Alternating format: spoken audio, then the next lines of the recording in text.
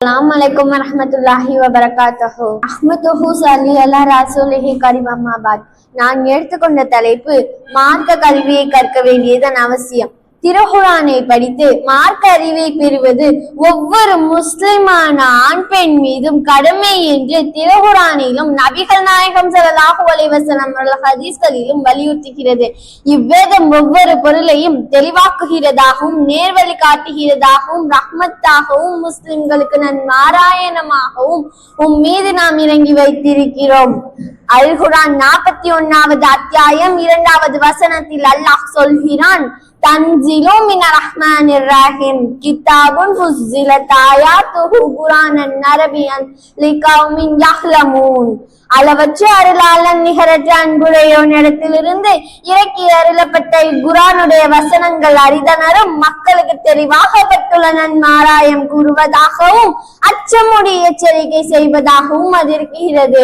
ஆனால் அவர்களில் பெரும்பாலோர் அதை செவியேற்பதில்லை. பின்வரும் நபிமொழிகள் முஹ்மினான ஒருவர் மார்க்க கல்வியை கற்க வேண்டியதன் அவசியத்தை நமக்கு வலியுறுத்துகிறனர். மார்க்க அறிவை பெறுவது ஒவ்வொரு முஸ்லிமான ஆண் பெண் மீதும் கடமை என்று முஹம்மது நபி ஸல்லல்லாஹு அலைஹி வஸல்லம் கூறியதாக அனஸ் பின் மாலிக் ரலியல்லாஹு அன்ஹு அறிவிக்கிறார்கள். இந்த ஹதீஸ் திருமதி என்ற நூலில் 218வது ஹதீஸாக இடம்பெற்றுள்ளது. யார் கல்வியை தேடி ஒரு பாதையில் நடக்குகிறாரோ அவருக்கு அதன் மூலம் சொர்க்கத்திற்கும் செல்லும் பாதையை அல்லாஹ் எளிதாக்குகிறான். மக்கள் இறையிலங்கங்களில் ஒன்று கூடிய அல்லாஹ்வின் வேதத்தை ஓதிக்கொண்டும் அதை ஒருவருக்கு ஒருவர் படித்துக் கொண்டிருந்தால் அவர்கள் மீது அமைதி இறங்குகிறது. மார்க்க கல்வியை தேடி செல்பவர் திரும்பி வரும் வரை அல்லாஹ்வின் பாதையில் இருக்குகிறார் என்று முஹம்மது நபி ஸல்லல்லாஹு அலைஹி வஸல்லம் கூறியதாக அனஸ் பின் மாலிக் ரலியல்லாஹு அன்ஹு அறிவிக்கிறார்கள். ஆகையால் தான் இஸ்லாமிய அறிஞர்களும் சட்ட வல்லுநர்களும் ஒரு முஸ்லிம் மார்க்க கல்வியை கற்பது கட்டாய கடமை என்று கூறுகின்றனர்.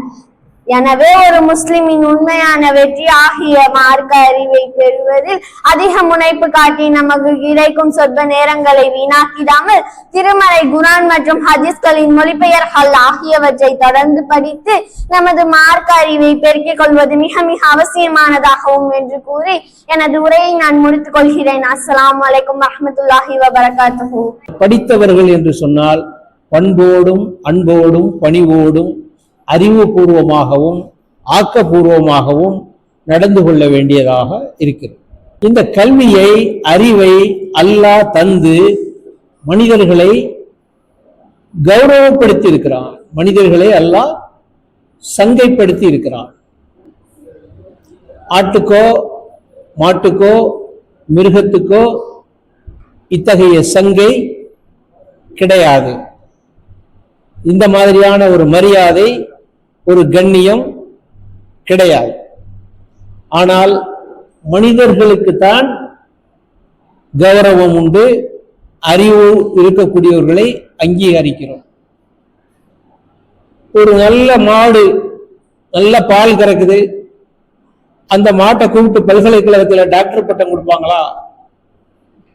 PhD கொடுப்பாங்களா? கொடுக்க மாட்டோம்.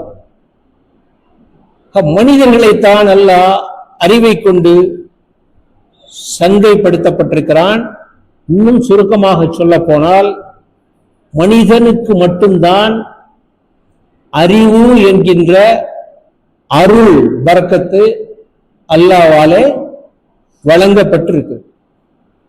அதனாலதான் இந்த கல்வி என்பது எவ்வளவு முக்கியம் என்பதற்கு திருக்குறள்ல இருந்து ஒரு சின்ன ஒரு சான்று. திருக்குறள் எல்லாருக்கும் தெரியுமா? சொல்லுங்கம்மா, யார் எழுதுனது? இடையில கேள்வி கேட்பேன், பதில் சொல்லுங்க.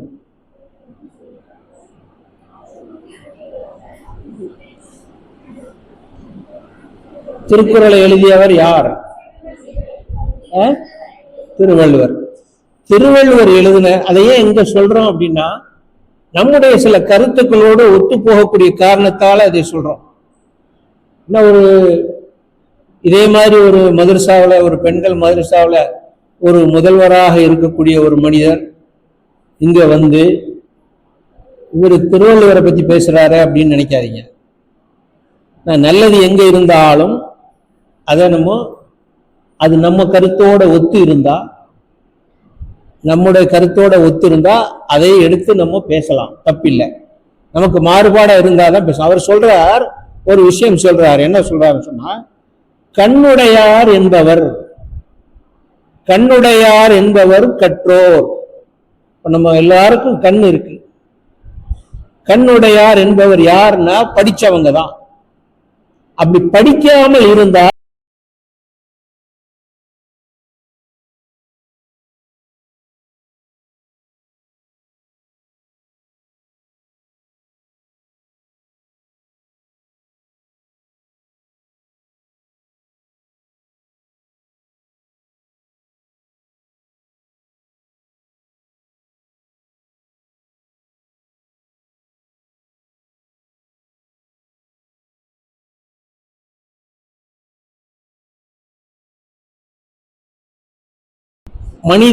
மனித குலத்தினுடைய தந்தை யாரு? நபி ஆதம் அலைஹிஸ்ஸலாம். நபி ஆதம் அலைஹிஸ்ஸலாம் அவர்களை அல்லாஹ் எதை கொண்டு படைத்தான்? களிமண்ணை கொண்டு படைத்தான். இந்த ஆம்பளை மட்டும் இருந்து உலகத்துல ஒன்னையும் சாதிக்க முடியாது. அவனுக்கு துணையாக ஒரு பெண்ணை படைக்க வேண்டும் என்று அல்லாஹ் நினைக்கிறான். களிமண்ணாலே ஆணை படைத்த அல்லாஹ் அந்த களிமண்ல கொஞ்சம் அல்லாட்ட இருக்கத்தானே செய்யும், மிச்சம் கொஞ்சம் இருக்குமா இருக்காதா? இல்லைன்னா அல்லாஹ் தேடிக்கிற முடியாதா? இன்னும் கொஞ்சம் மண்ணு, அந்த மண்ணிலிருந்து ஒரு பெண்ணை படைக்கலாமே.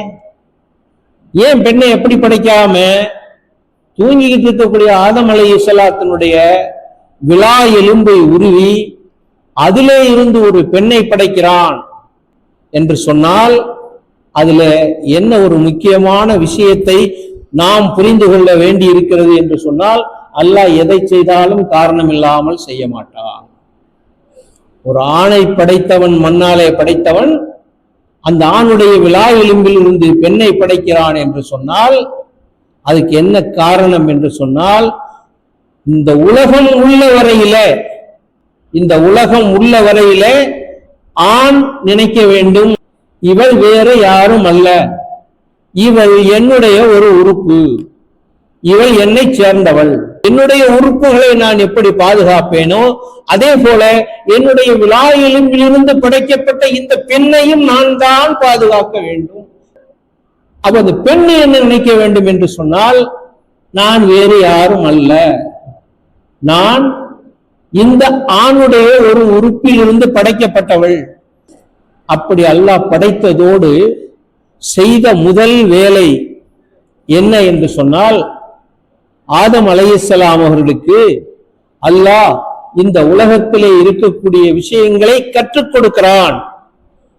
கல்வி அங்கே வருகிறது. எடுத்த உடனே நான் சொன்னேன் ஆரம்பத்துல, மனிதனை அல்லாஹ் சுப்ஹானஹு வ தஆலா கல்வியை கொண்டு, அறிவை கொண்டு கௌரவப்படுத்தினான்.